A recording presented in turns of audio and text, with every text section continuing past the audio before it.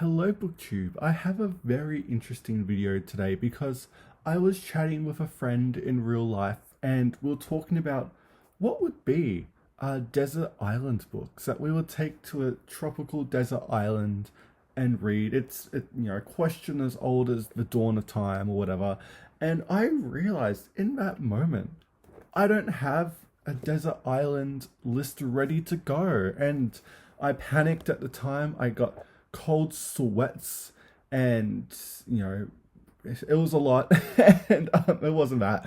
But I thought I quickly came up with a list and I've been thinking about it over the last couple of days. So I'm going to just vent about this here, and I have some other options, and it's me just discussing the choices that could be a part of my desert island list. So, what I normally came up with, I have five options here because I just picked five.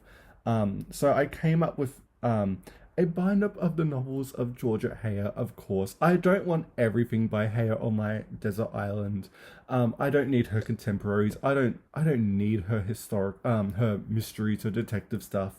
Or even some, I don't know what I need. All I want is some of her like historical romances. If I could get that in like a lovely bind up, I'd be happy. It's a bit of a novels, but then again her novels are quite short, so I'm not exactly sure. But then I'm like, does Heyer even like, does she warrant going to a desert island with? I know that's blasphemous to say for someone that loves Georgia Heyer, but is she, can I read her long enough to to sustain on a desert island? And I don't know, but I need to think about it still. So we have that. Then I was thinking having like a bind up of Kafka because you can easily fit his short stories, his novels, and then you could squeeze in his like diary entries, his diaries and letters, and just squeeze it all into one thing. And I feel like again, Kafka survive a desert island. In my heart says yes because I'm such a simp for Kafka, but I don't know. And then I was like, well, I'm taking City of God by St. Augustine because that's, such a big book, of course, but also it's just such, it contains an entire world in it too. And it's always makes me think. There's something new on every page. Even though I've read it twice by now, maybe the third time in December when I normally reread Augustine. But yeah, I'm definitely saying City of God is sticking to my desert island list. But also, a bit of an interesting one, but I don't know again, is The Fairy Queen by Edmund Spenser. And I'm I want to put it on because it is such a challenging work for me to read still. I'm due for a reread, of course, but it's just so long. And also, you don't have to read the full thing really. It's quite nearly episodical, but it's not really. I'm tempted to put it on my list just because it will take me such a long time to read on my desert island because of the language and the allegory and just processing how genius Edmund Spenser was as a writer. And then I had because that's four, and then I didn't have anything else, and then I started to panic. So I only came up with four with my friend, but I've got some honorable mentions I've thought of within the last couple of days that I want to process here on video. So let's go through that. The first thing I kind of came up with was Manning Clark. He's one of the great Australian historians. Um, his History of Australia is 6 volumes long. Again, I know I'm cheating with volumes, but they're not biggest volumes. I think they're only like 400, 500 pages each. I know, I know. But I want Manning Clark to come randomly. I don't know, because he is such a an interesting writer. He's very, oh my god, who was I going to compare him to? I can't remember. But I was going to put Manning Clark on the list. I wouldn't take an abridged because why would you want that? But also, I thought of taking, if I really couldn't think of anyone, I was going to take Marjorie Kemp, the creature herself, the inventor of. No one traveled before Marjorie Kemp, pretty much. And she would teach me the ways of annoying the people who surround me on my travels and also how to cry. Why not? So I feel like in my heart, again, I have to take Marjorie with me because she's such a diva and I love her so much. I also thought of Ulysses and what's what's it called? Things. Oh my god! A fact I can't remember. Proust in Search of Lost Time. or Remembrance of Things Past. I would take Ulysses and that for Kindling just in case. I'd also thought of taking The Realm of the Elderlings, the big 16 book series by Robin Hobb, because that's technically two stories going on at once, but they all connect back into like the last three novels. I thought that'd be cool. Plus, they get really long, like 30-page chapters long, and I kind of love that. So I'm just due for a reread of Realm of the Elderlings. I also thought of taking Les Mis. I don't really like Les Mis. I am due for a reread of Les Mis. But again, if I don't like it, I'll just probably use it for Kindling. It's enough to last me such a long time, like, let's be honest. Again, Henry Lawson, Take a Complete Works. I'm not sure about him, but I need to process that still. The Bible. But I'm thinking, what type of Bible would I take? I don't know. That's such a tough question. Because I'm always like, oh, I'll just take Tyndale, because I'm a Tyndale girly. I love Tyndale. It's challenging for me to read because I've lost a lot of skill in reading that older English. So being forced to sit on an island and relearn Tyndale would be really interesting to do. But I'm like, then I only have the New Testament, and I don't want to do that. So I think I may take just the King James, or I could be a bit extra and pick like the Wycliffe, just like a random challenge, but I don't know. But I may take a Bible. Clarissa, of course, by Samuel Richardson, a book that I have not read yet, but I thought, now is the perfect time than ever if I'm on a desert island, because that's such an intimidating book in terms of length. And then I thought, what's another book I could take that would really challenge me as a reader to just sit there and read alone, possibly on a desert island? And Duck's Newberry Report by Lucy Ellmann. The fact that I did not think of that first is really shocking. I love Ducks. It's one of my favorite contemporary novels. I don't know how it would go on a desert island, because I feel like you genuinely would go insane, just because it's pure stream of conscience writing, and I'm kind of a masochist, so I may take it just to be chaotic, but I don't know.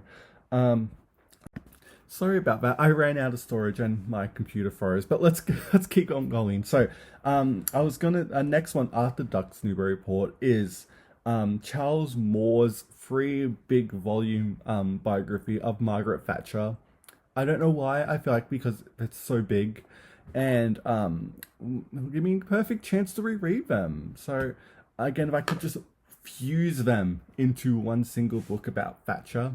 I don't know why I would take Thatcher on my desert island. It probably would kill any fun vibes that are going on, but that's just another option I could have picked.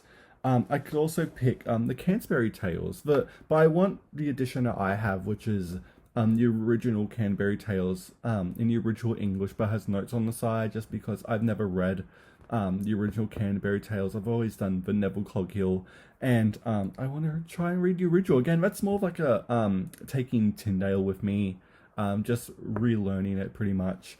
I'd also want to take maybe an English anthology, like the Northern anthology of English lit. I've got volumes 6 or whatever, not volumes, like edition number 6. So they're pretty big. I could take both of them. Why not? So I don't know. And then I thought for some fun adventure books, I could possibly take Gulliver's Travels.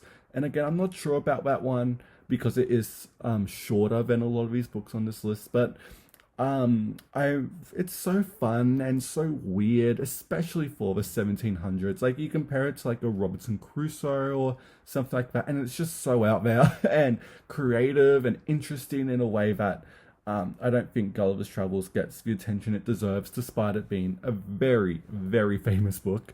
But I'm tempted to take that. I may also take the Master and Commander series by Patrick O'Brian, some naval adventure war novels.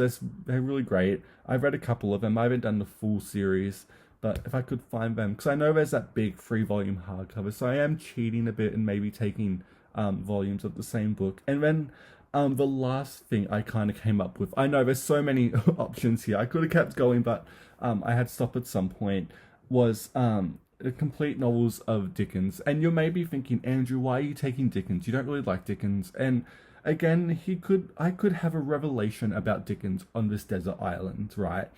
And I had at one point in my life, I got rid of it because I don't need that, this book, but it was I kid you not, complete Dickens, complete novels in one leather bound old hardcover. It was an absolute unit of a book. I literally think it was, I couldn't even remember the page count, but it was columns of double columns, so it was insane. But someone wedged all 15 of Dickens's books into one big weapon, and I don't have it anymore. I got rid of it years ago, but the fact that that exists, I'm kind of tempted to take it. Plus, I could use it for Kindling or at some point if I have to read Oliver Twist or David Copperfield too. So I don't know.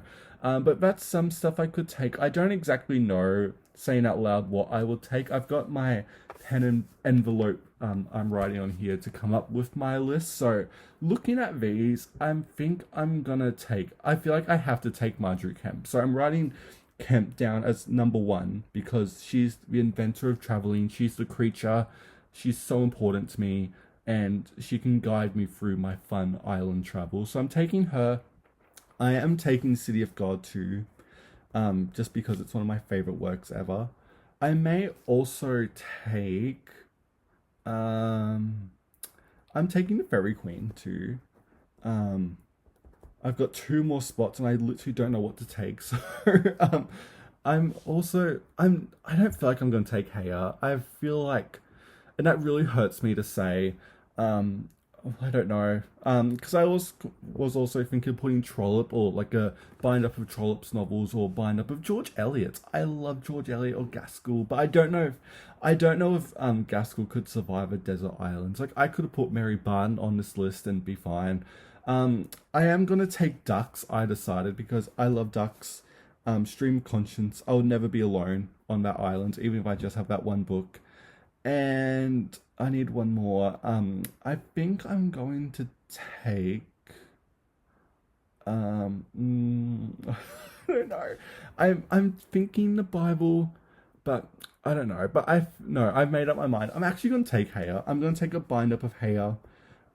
As many novels as I can wedge into one book, and that's my list. So going through my desert island books, I'm taking Marjorie Kemp, her own autobiography. I'm taking City of God by St. Augustine. I'm taking The Fairy Queen by Edmund Spenser.